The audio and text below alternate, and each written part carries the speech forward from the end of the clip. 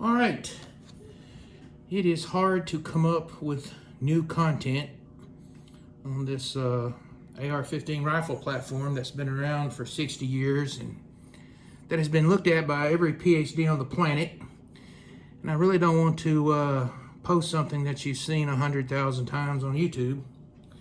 So what I'm going to show you in this video is something that was taught to me by a poster on AR15.com by the name of J3. He pointed this out to me about 4 years ago in another one of my videos that was in a different topic. And it had to do with the pivot pin and detent spring. And what he was saying, as he pointed out correctly in one of my videos, is that when the spring is installed, the spring should stick out by about 3 coils. And he was correct. All right, so this dimension is based on 2 things: the depth of the bore and the length of the spring. Now the depth of the bore should be approximately .980 or 980 thousandths, and the length of the spring should be about 1.10.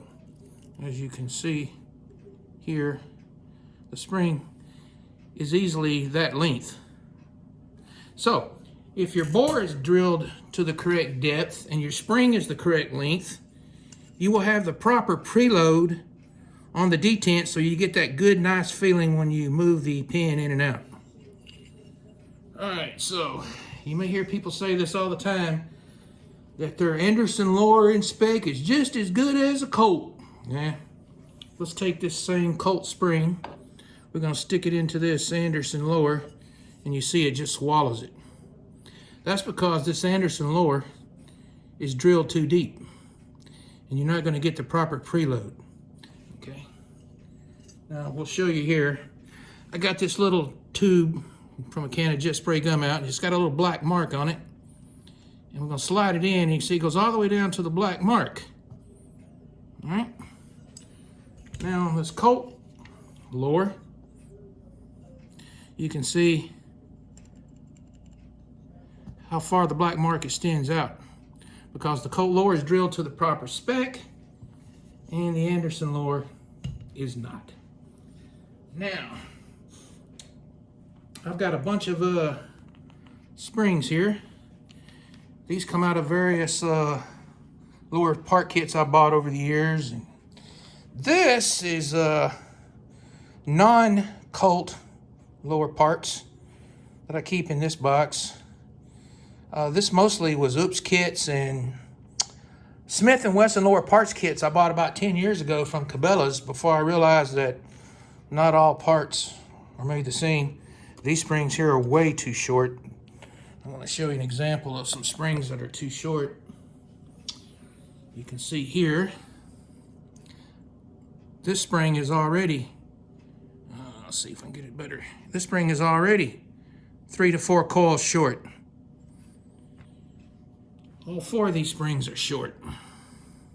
This one, 3 to 4 coils short already. So if you throw this 3 to 4 coil short spring already into the Anderson lower, which is drilled too deep, it just swallows it up, it's gone. And when you go to install your pin, you're gonna get kind of a mushy feeling. So, you know, it'll still work. You can shim these up with another piece of a spring or a piece of this, but I don't like doing stuff like that. What I would do is I'd go through all my springs, find the longest one, put it in the Anderson lower, and just roll with it.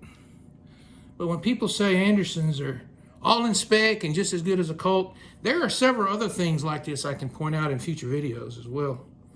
But yeah, that would give you a kind of a mushy feel on your pivot pin. All right, I got some more videos coming up. I'm gonna do one on pistol grip screws. I'm also thinking about doing a video on this Colt Armorer's Manual. I think I'm gonna go through it from the beginning to the end and point out all the mistakes and errors and typos. I'll give you an example. Right here it's talking about drive the ejector roll pin in with a 3/32 punch. That's wrong. That's supposed to be a 1/16. That might be a fun video to make. And then I got the one coming up on the pistol grip screws. It's going to be pretty interesting. I'm going to get filming that one shortly. So stay tuned for that one. All right.